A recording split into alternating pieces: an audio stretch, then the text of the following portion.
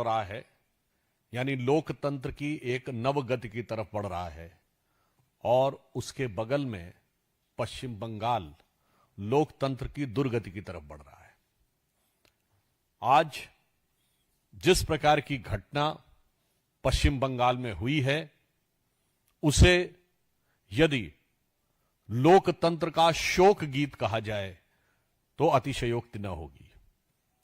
The dastardly incidents which has happened in West Bengal today, if it is said that this is the swan song of democracy, it should not be inappropriate.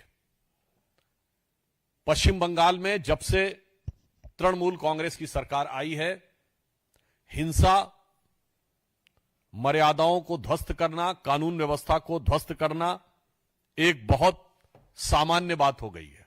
और उसके साथ साथ पश्चिम बंगाल की सरकार और वहां की मुख्यमंत्री ममता बनर्जी जी की असंवेदनशीलता भी अपनी पराकाष्ठा के पार है। आप सभी जानते हैं कि इस समय उत्तरी बंगाल का अधिकांश हिस्सा बाढ़ की त्रासदी को झेल रहा है। दूसरी तरफ पश्चिम बंगाल की मुख्यमंत्री जी का मीडिया में वीडियो अवेलेबल है कि वो कोलकाता में एक उत्सव में नृत्य कर रही हैं। ये दोनों चित्र अपने आप में बहुत हृदय विदारक है। इससे पूर्व भी दुर्गा पूजा के दौरान 12 लोग इलेक्ट्रिसिटी के शॉक से मारे गए, परंतु उसके बावजूद भी सरकार के चेहरे पर शिकन नहीं आई और सारे उत्सवों में सहभागिता यथावत रही। अभी जो स्थिति है उत्तरी बंगाल में 28 लोगों के मृत्यु के समाचार और हजारों लोगों के बेघरबार होने की स्थितियां हैं। एक तरफ भारतीय जनता पार्टी के सभी नेता, सांसद और विधायक उन बाढ़ पीड़ितों की सेवा के लिए अपनी अपनी क्षमता अनुसार जी जान से लगे हुए हैं। प्रधानमंत्री श्री नरेंद्र मोदी जी उस बाढ़ के कार्यों की समीक्षा पूरी संवेदनशीलता और सजगता के साथ कर रहे हैं। दूसरी तरफ तृणमूल कांग्रेस की नेत्री न सिर्फ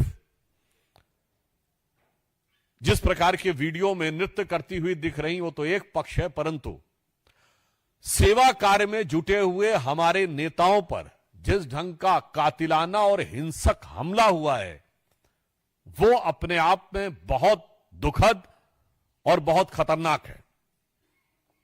हमारे प्रदेश अध्यक्ष और सांसद श्री शमीक भट्टाचार्य, हमारे विधायक श्री शंकर घोष और ट्राइबल समुदाय से आने वाले हमारे दूसरी बार के सांसद श्री खगेन मुर्मू पर जिस प्रकार का कातिलाना हमला हुआ है, उनका जो रक्त रंजित चेहरा है, मतलब जिसे आप सामान्य भाषा में कहते हैं एकदम खून खच्चर हो जाना, वो अगर आपने देखा होगा तो निश्चित रूप से कोई पत्थर दिल आदमी होगा जिसका कि हृदय न पिघला हो। तो आज हम पश्चिम बंगाल की सरकार से पूछना चाहते हैं कि आपके शासनकाल में यदि सांसद और विधायक भी सुरक्षित नहीं है, उनके ऊपर इस प्रकार का कातिलाना हमला होता है और उसके ऊपर पश्चिम बंगाल की सरकार और इंडी गठबंधन के समस्त नेताओं की चुप्पी लोकतंत्र के लिए बहरा करने वाली चुप्पी है। मैं कह सकता हूं this is the defining silence for democracy if all those INDI alliance members and Trinamool Congress remain silent on this. और बड़ी दुखद बात है कि हमारे वरिष्ठ नेता, जो जनजातीय समुदाय और आदिवासी समुदाय के वरिष्ठ नेता हैं वहां और जो सेवा कार्य में लगे थे, श्री खगेन मुर्मू, उनके ऊपर जिस ढंग का हमला किया गया है, इससे लोकतंत्र और जनप्रतिनिधियों के प्रति कैसी अवमानना और तिरस्कार है, यह तो समझ में आता ही है। परंतु साथ ही साथ जनजातीय समुदाय, ट्राइबल समुदाय के लिए किस प्रकार की अवमानना और तिरस्कार पश्चिम बंगाल की सरकार में है, यह भी समझ में आता है। और यह कोई पहली बार नहीं हुआ है। आपको ध्यान हो, संदेश खाली में उस अत्याचार की शिकार अधिकांश महिलाएं जनजातीय समुदाय से थी और किस निर्लज्जता पूर्वक उनके अपराधी को बचाने का प्रयास किया गया। अभी कुछ दिन पहले का एक वीडियो अवेलेबल है, मैं तो प्रश्न पूछना चाहूंगा। उस वीडियो में दिखता है कि एक जनजातीय कार्यक्रम में ममता बनर्जी जी ग्लव्स पहन के डांस कर रही हैं। तो मैं पूछना चाहता हूं कि आप ये ग्लव्स पहन के डांस क्यों कर रही थी? किस कारण से आपने उन महिलाओं के साथ डांस करते हुए ग्लव्स पहना था? क्या आपके मन में कोई उनके प्रति हेय भाव है जिस कारण से ऐसा किया?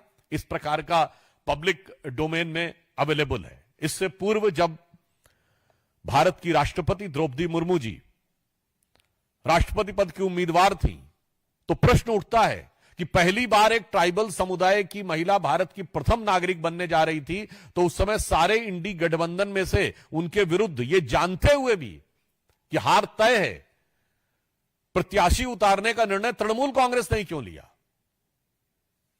श्री यशवंत सिन्हा जी तृणमूल कांग्रेस के उम्मीदवार थे और आज हमारे जनजातीय समुदाय के वरिष्ठ नेता और दूसरी बार के सांसद, यद्यपि उनके पास सुरक्षा भी थी, उसके बावजूद तृणमूल कांग्रेस के लोगों ने जिस ढंग से हमला करके उनके ऊपर कातिलाना और हिंसक हमला किया है, यह दर्शाता है कि पश्चिम बंगाल का शासन निर्लज्ज और निष्ठुर दोनों हो गया है। और इससे मैं कह सकता हूं कि आप सबने वो अंग्रेजी में कहावत सुनी होगी कि the Rome was burning and the Nero was singing, but here the situation is the Bengal is drowning and Mamata ji is dancing. ये दोनों पिक्चर्स अवेलेबल है और ये हर भारतीय को, हर बंगाली को हृदय को चीरने वाला है। और मैं विनम्रता से कह सकता हूं कि जिस प्रकार की घटनाएं, हिंसाएं बंगाल में दिखाई पड़ रही हैं, यह श्री अरविंदो का बंगाल नजर नहीं आता है, यह रामकृष्ण परमहंस का बंगाल नजर नहीं आता है, स्वामी विवेकानंद का बंगाल नजर नहीं आता है, गुरुदेव रविंद्रनाथ टैगोर का बंगाल नजर नहीं आता है, यह शाहिद हुसैन सोहरावर्दी का बंगाल नजर आता है। आज जो भी परिस्थितियां हैं उसमें सर्वप्रथम हम जो लोग बाढ़ की विभीषिका को झेल रहे हैं, उनके प्रति भारतीय जनता पार्टी के समस्त कार्यकर्ता जो सेवा कर रहे हैं, उनके साथ और बाढ़ पीड़ितों के साथ हम संवेदना व्यक्त करना चाहते हैं और लगातार उन सेवा कार्य में जुड़े लोगों के ऊपर हिंसा को बढ़ावा देने और उकसाने के लिए हम इस बात की कठोर भर्त्सना करना चाहते हैं और हम आश्वस्त हैं कि बंगाल की प्रबुद्ध जनता इस समस्त षड्यंत्र और इस समस्त दुरभिसंधि को देख रही है और वो इसका उचित और एप्रोप्रिएट आंसर आगे चुनावों में देगी। और मैं ममता जी को यह भी कहना चाहता हूं, भारतीय जनता पार्टी के कार्यकर्ता और नेता, आपके इस अत्याचार, अनाचार, हिंसा से रुकने वाले या झुकने वाले नहीं हैं। हम उस संकल्प के साथ आगे बढ़ रहे हैं कि वह पथ क्या पथिक कुशलता क्या जो पथ में बिखरे शूल न हो, वह पथ क्या पथिक कुशलता क्या जो पथ में बिखरे शूल न हो, नाविक की धैर्य परीक्षा क्या जो धाराएं प्रतिकूल न हो। और अंत में मैं सिर्फ यह कहना चाहता हूं कि पश्चिम बंगाल के जिसे इस भद्रलोक को आज पश्चिम बंगाल में हिंसा, उपद्रवीय एलिमेंट्स को साथ में लेना, अनेक प्रकार के कट्टरपंथी राष्ट्र विरोधी तत्वों का संरक्षण देने का जो कार्य तृणमूल कांग्रेस की सरकार के छत्र छाया में किया जा रहा है, दामने रहमत में किया जा रहा है, वो पश्चिम बंगाल की उस भद्रलोक की संस्कृति का सबसे बड़ा अपमान है।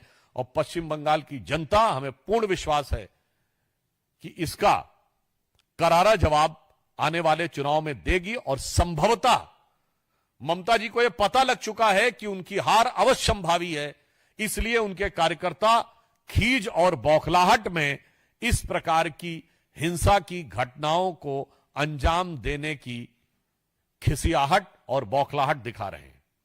धन्यवाद। आपका इस विषय से संबंधित कोई प्रश्न हो तो? सर, 2019 के लोकसभा चुनाव से देख रहे हैं, विधानसभा चुनाव लगातार तो आपका कहना है कि इसमें भी सीधे टीएमसी के कार्यकर्ताओं ने हमला किया है, ये आरोप है, और विकल्प क्या है बीजेपी के पास? राष्ट्रीय शासन तक की मांग तो देखिए, बहुत स्पष्ट बात यह है कि यदि सांसद के ऊपर इतना बड़ा हमला होता है तो बगैर राजनीतिक संरक्षण के नहीं हो सकता। This is a clear cut political violence, और यह जग जाहिर सत्य है।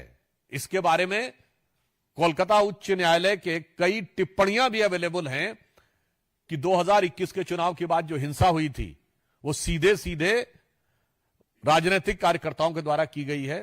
तो मुझे लगता है इस विषय में पूरी पृष्ठभूमि देखते हुए कोई शक की गुंजाइश नहीं रहती। पुनः मैं कहना चाहता हूं कि यदि जनप्रतिनिधि, सांसद और ट्राइबल सांसद के ऊपर प्रदेश अध्यक्ष पे, विधायक पे हमला होता है तो आप इसे सामान्य लॉ एंड ऑर्डर की बात नहीं कर सकते।